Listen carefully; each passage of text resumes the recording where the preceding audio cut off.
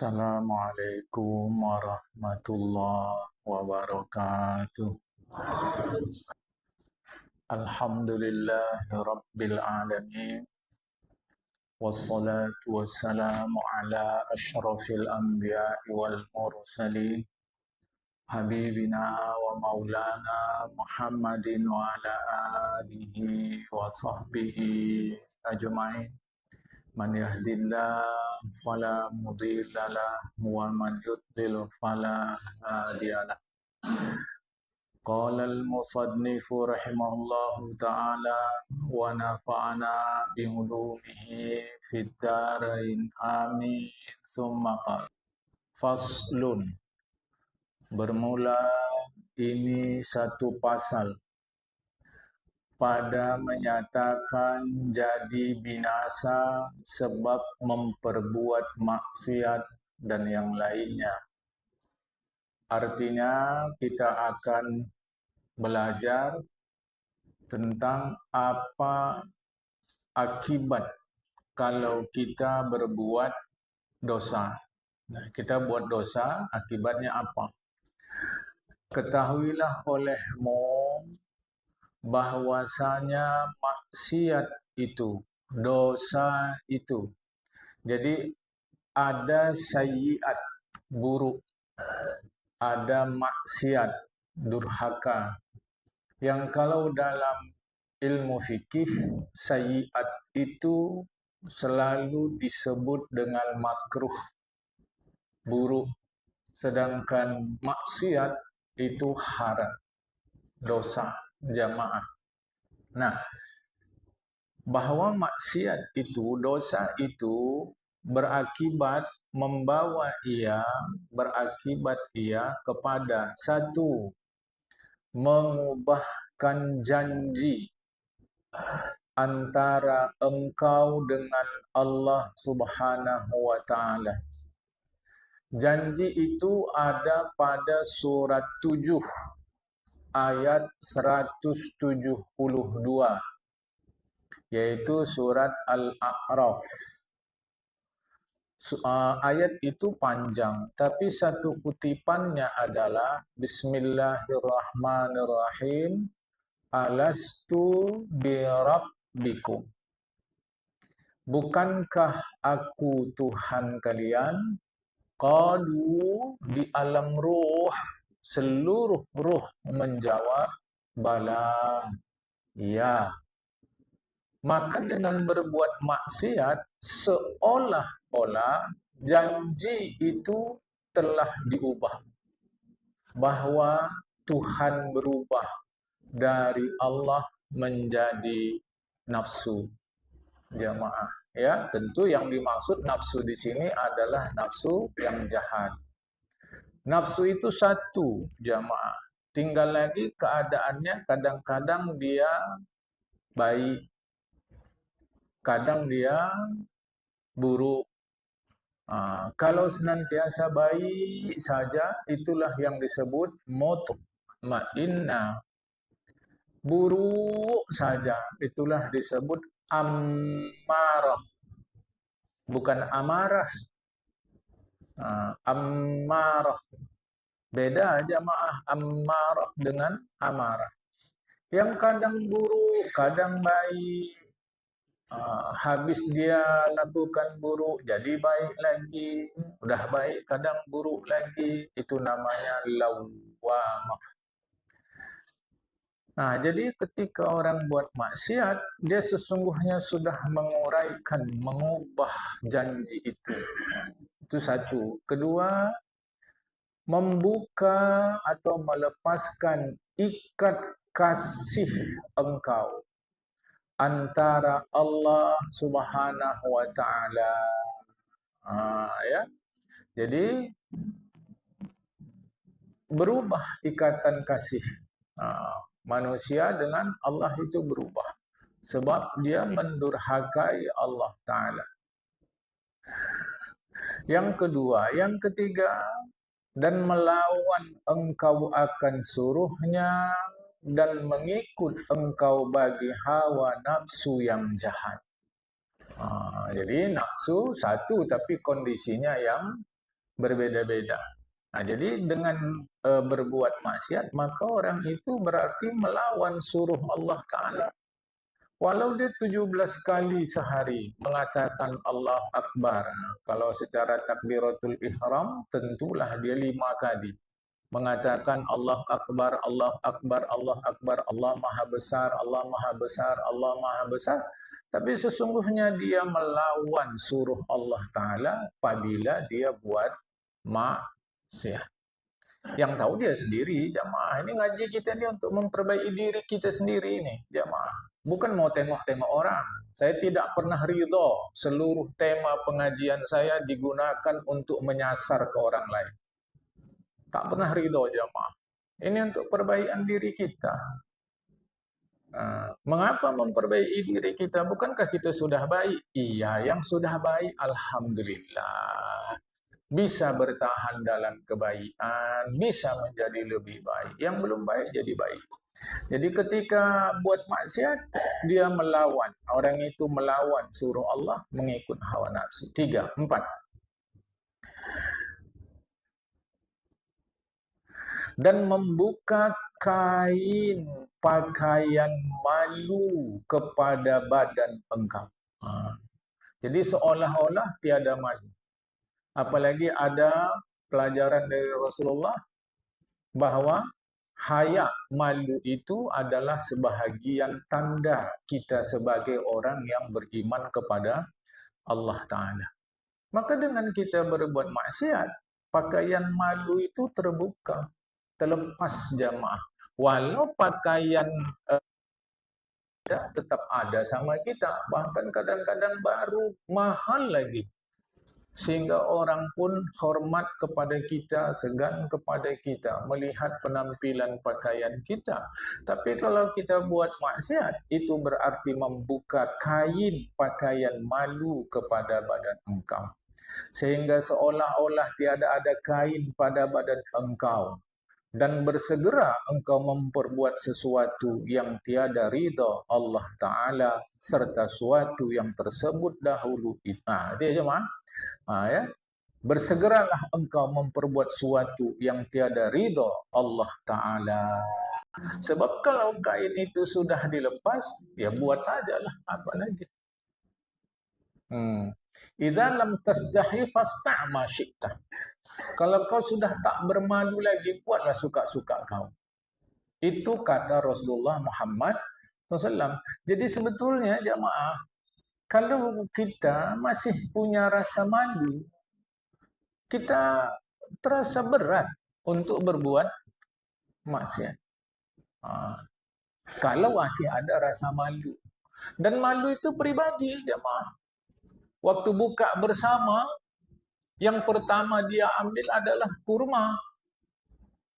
Itu dia ambil kurma, dia minum air putih, padahal di situ ada kuih muya, ada makan makanan, tak diambil kurma.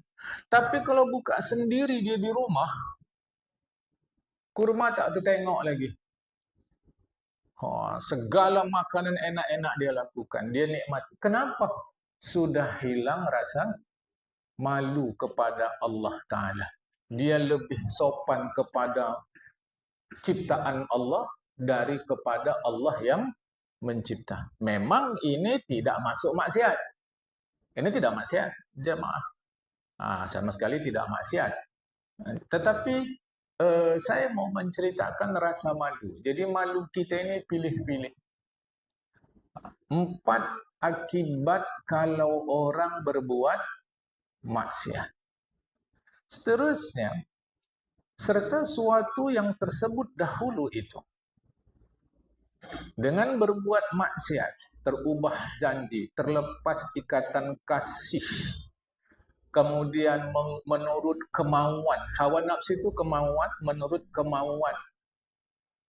Kemudian lepas terbuka pakaian malu. Apa akibat selanjutnya? Jadi maksiat akibatnya ini. Terus akibatnya apa?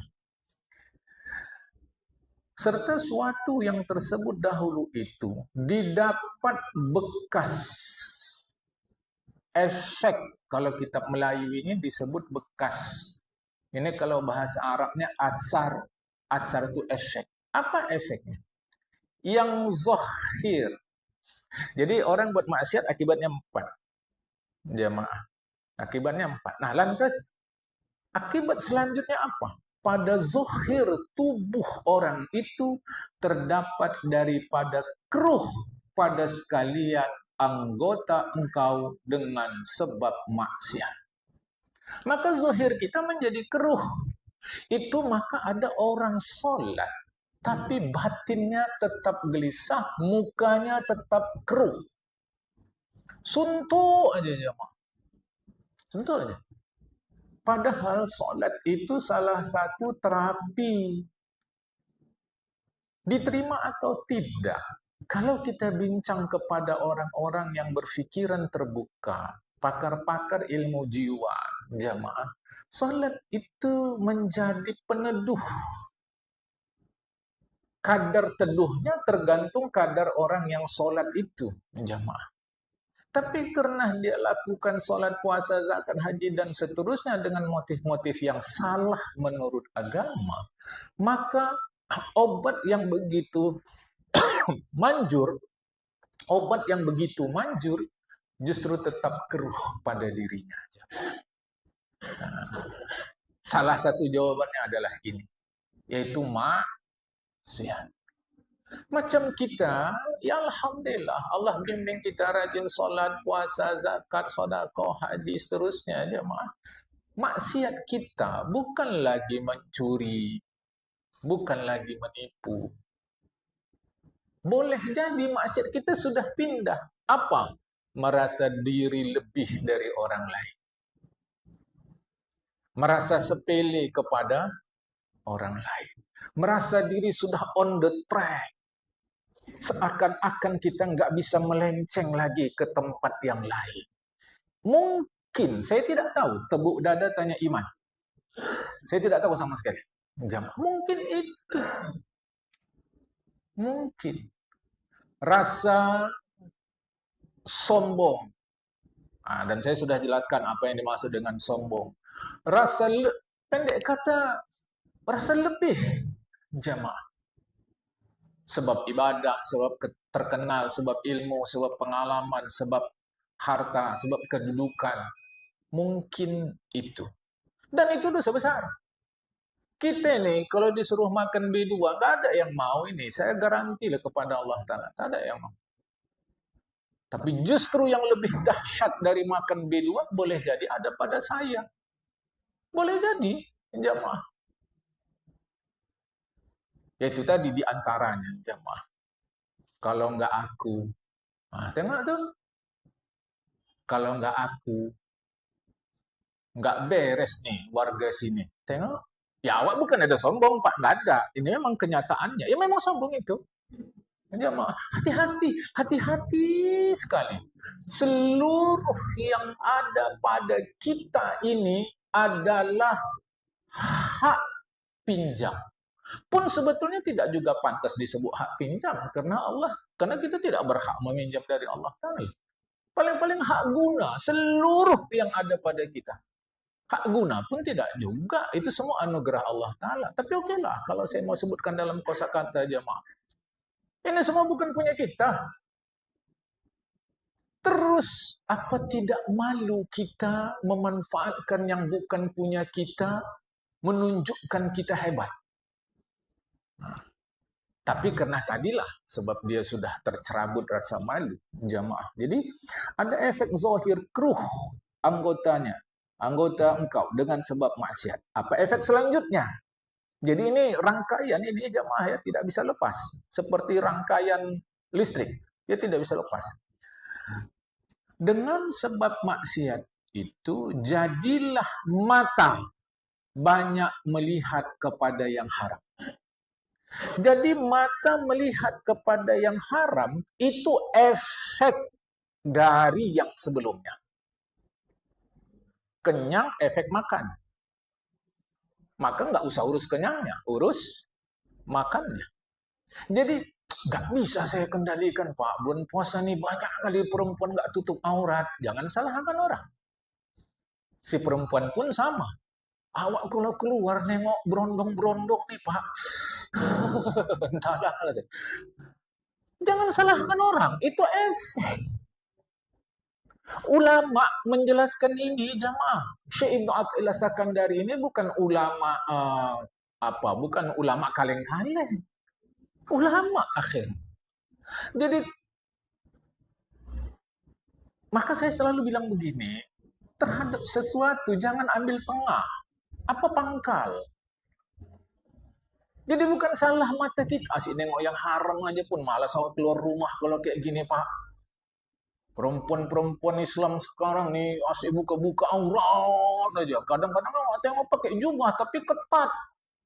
Pakaian dalam itu pening kepala awak katanya. Yang perempuan pun sama. Rajin dia sholat, Pak, tapi kalau keluar celana pendek apa nggak ngeliat Raja awak nengok dia, badannya cantik kali, ganteng kali orangnya.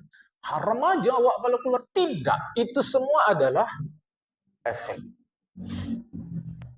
Itu efek. Jemaah.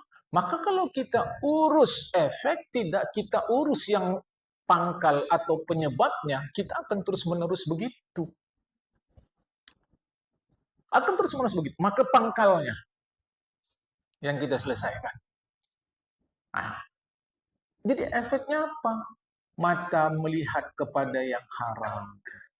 Malas anggota pada berbuat taat dan amal yang soleh. Jadi kita malas ibadah. Itu efek maksiat. Jamaah. Ini ulama sudah jelaskan. Dan meninggalkan daripada memelihara yang haram. Artinya harusnya kita tidak lakukan yang haram, yang lain-lain. Tapi kita lakukan. Sebab apa? Kita tinggalkan memperhatikan yang haram itu. Oh, jangan lakukan. Tidak lagi. Sudah efek bawaan.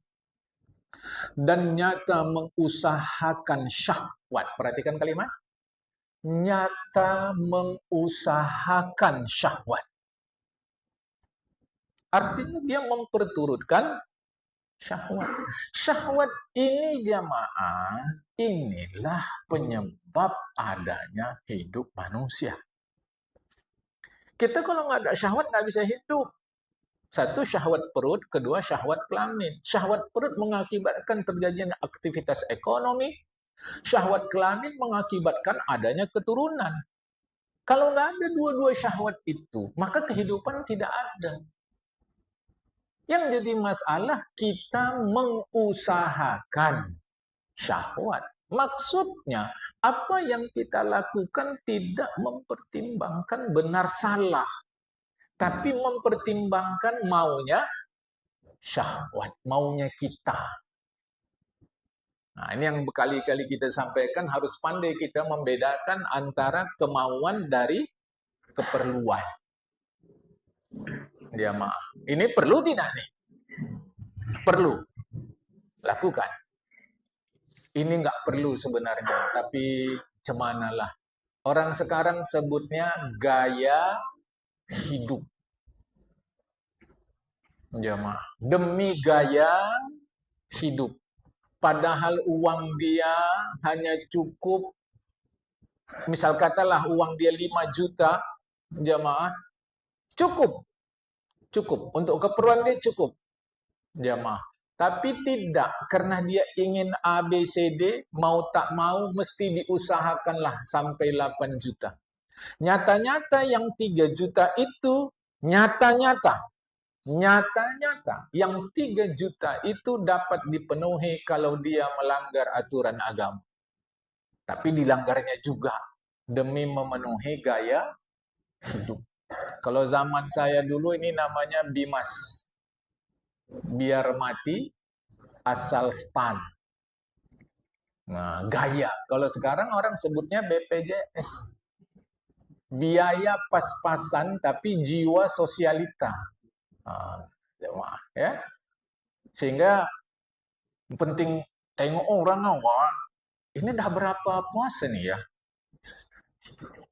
Dah 8 Ramadan.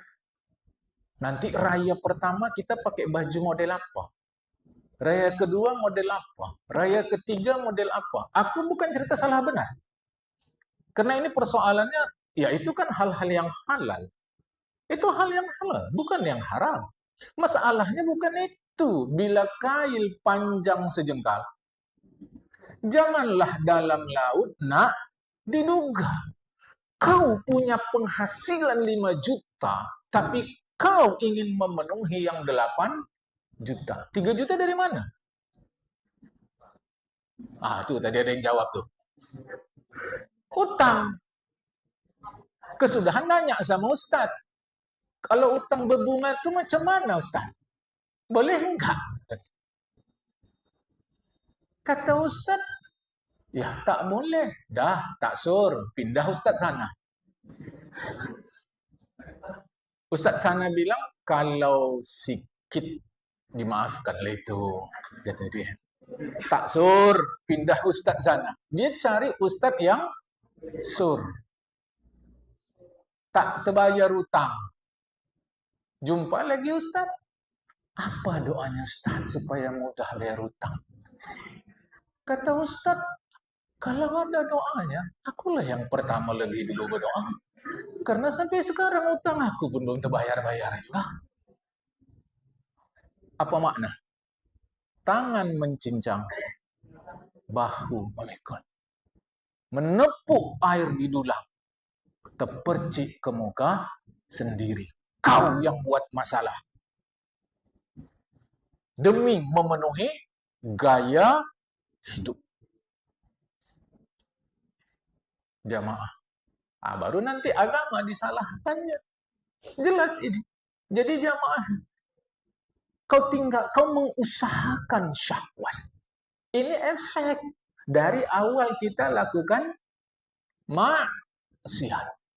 Ini efek jamaah. Awak nggak tahulah Pak, maka Ramadan ini malas awak keluar. Karena kalau keluar, nggak tahan kali awak nengok apa kue-kue orang dah mulai jual pula kue-kue ini mau raya. Nggak tahan. Ya Allah orang sekarang. Bukan.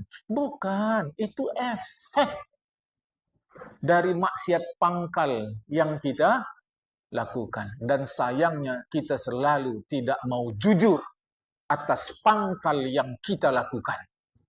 Sehingga kita sibuk terus-menerus ingin menyelesaikan efek, tapi pangkal tidak kita urus, maka kita lelah di dalam lingkaran itu. Gak akan ada selesai-selesainya jemaah.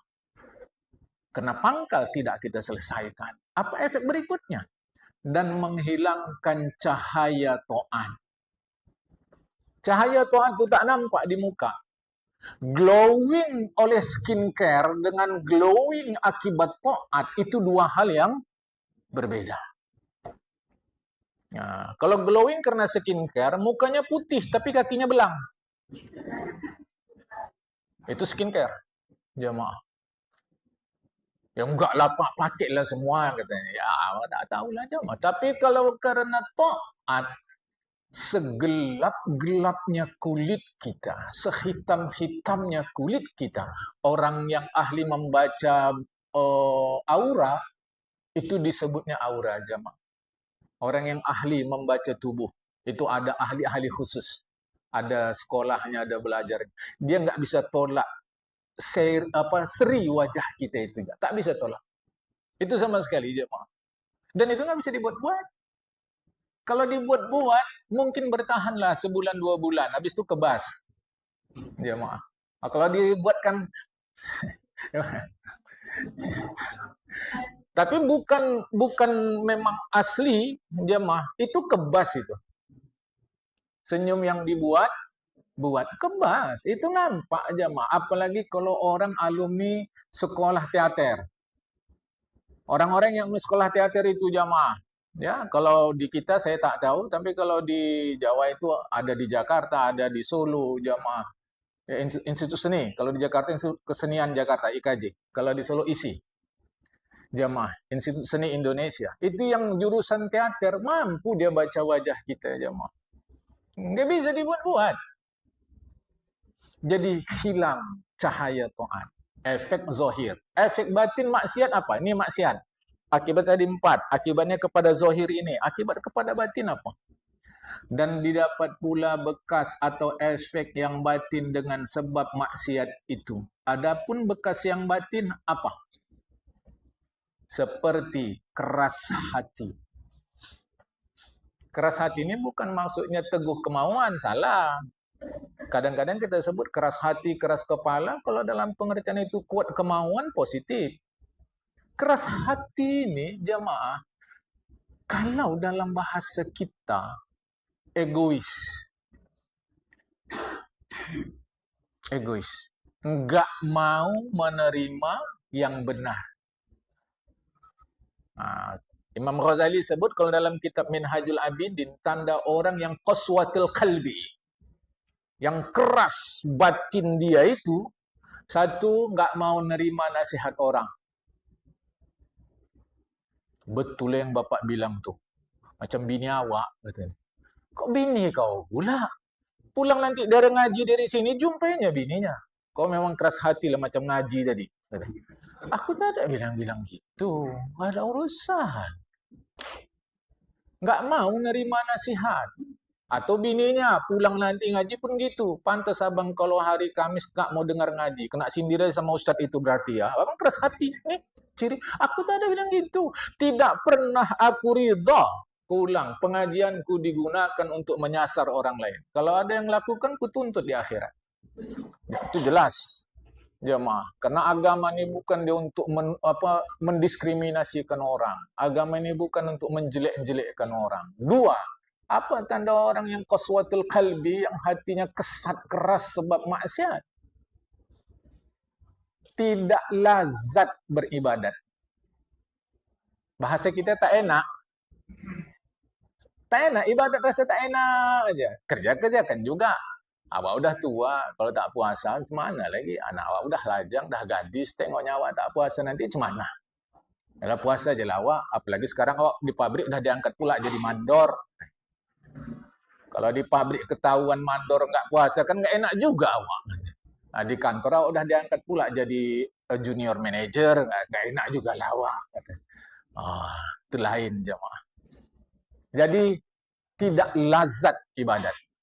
Kedua, nikmat berbuat maksiat. Nikmat buat maksiat. Kalau baca Quran baru buka lembar. 2-3 ayat, suara pun dah pelan.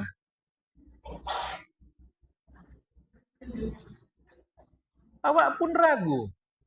Mana nih kawan nih? Tidur. Tapi kalau ceritakan aib orang, luar biasa. Tahan dia aja, Pak. Berhentinya pun karena sesak pipis. Bentar ya, jangan pergi kau, sebentar. Bentar, kau sini aja kau ya. Bentar aja, bentar. Pipis. Sambung lagi. Dan kita tak ada rasa gerah-gerahnya membuka aib orang. Tapi kalau dihidangkan sup B2, kita tak ada yang mau. Padahal membuka aib orang lebih dahsyat dosanya dari makan B2. 3. Jamaah. Itu tanda keras hati. Jadi keras hati yang dimaksud di sini bukan keras kemauan. Bukan. Ya. Apalagi efeknya pada hati, pada batin kita. Menurut nafsu. Nafsu apa nafsu? Kemauan. Menurut mau dia aja, jamaah. Menurut mau dia aja. Asal mau buat. Alah, nggak usah banyak-banyak cerita lah benar salah. Nggak ada tuh. Yang penting buat. Yang ribut-ribut bilang kita salah ini pun kalau kita kasih Soekarno-Hatta diam itu. Dah, aja Pak. Menurut kemauan. Apalagi dan ini yang ya. Dan jadi picik dada dengan syahwat. Artinya sempit dada. Apa maksud sempit dada? Tampilannya kalau secara zahir gelisah aja, Pak. Gelisah aja bawaannya. Tak ada tenang-tenangnya. Tuhan udah jamin hidup kita segala macam. Dia gelisah aja bawaan. Ini cemana Pak, ini cemana. Dia mah rugi. Ya. Ini yang saya sebut tadi. Dan hilang manis dan suka berbuat ibadat dan ta'ah. Hilang. Rasa manis ibadat itu hilang, jamaah. Seterusnya. dan berlapis-lapis debu yang menegahkan daripada cahaya nur. Ini efeknya jemaah. Jadi banyak lapis debu yang ada di dalam jiwa kita dan mengikut perintah hawa nafsu. Hawa dan nafsu lebih kurang sama artinya. Nah, nafsu itu diartikan kadang hembusan, hawa itu kemauan. Dan saya sudah bagi tahu kita, bedakan Hawa dari Hawa, istri daripada Nabi Allah Adam alaihi salam. Itu Hawa, ha kecil. Waw pakai tasydid, alif kemudian hamzah. Hawa. Kalau ini Hawa. Jadi tak ada hubung-hubung kait jamaah ya. Dan yang lainlah daripada yang demikian itu. Ini efeknya jamaah terlampau banyak. Dan lupa akan akhirat dan panjang azab. Lupa akhirat dan panjang azab. Dan kita sudah bagi tahu apa yang dimaksud dengan akhirat, apa yang dimaksud dengan dunia. Karena ada sementara orang kalau disebut akhirat lantas dia bereaksi. Kalau gitu nggak boleh kita begini begitu, asyik ngaji, asyik puasa, asyik solat aja. Nggak boleh lah kalau gini. Tidak. Ini persoalan nilai. Main futsal tak boleh, ngaji aja. Tidak. Ini persoalan nilai. Kalau kita main futsal demi menjaga amanah kesehatan yang Allah berikan, maka itu nilainya akhirat. Jamaah. Ya tentu celana pendek membuka aurat kita tukarlah menjadi celana panjang. Sebab kalau kita bilang akhirat yang terbayang, kalau gitu kita mesti ngaji aja ini aja, nggak boleh cari duit, nggak boleh. Tidak. Saya sudah sampaikan berkali-kali, jamaah. Pahamkan yang bagus dunia dan akhirat itu. Nah, seterusnya. Pagi ini sampai sini dulu jamaah. Mudah-mudahan bermanfaat. Ya sama-sama, kita sama-sama sedang memperbaiki diri. Saya tak lebih dari kita, dan aku ini bukan cakap manis mulut, tidak. Sama sekali tidak. Kita harus terus-menerus memperbaiki diri sebelum saatnya. Kalau cara kita di Medan ini, bendera putih naik. Karena ada daerah lain merah, ada hijau. Kalau cara kita. Sebelum saatnya jamaah. Terus-menerus gitu. Nggak bisa, Pak. Kalau pas memperbaiki diri, ada aja halangan. Maka setan pun keprok. Mantap kau sudah, nggak usah kugoda lagi, dah rusak kau, kata setan. Tidak, selama kita jadi manusia, kita bisa salah, kita bisa benar. Selama kita jadi manusia jamaah. Nah, akan datang sambungan ngaji kita. Ini lebih ngeri lagi jamaah. Nama kita menjadi berubah. Sebab lakukan maksiat. Nama kita jadi berubah. Macam mana perubahannya? InsyaAllah kalau Allah ridha, hari Kamis depan kita bertemu kembali membincangkan ini. Assalamualaikum warahmatullahi wabarakatuh.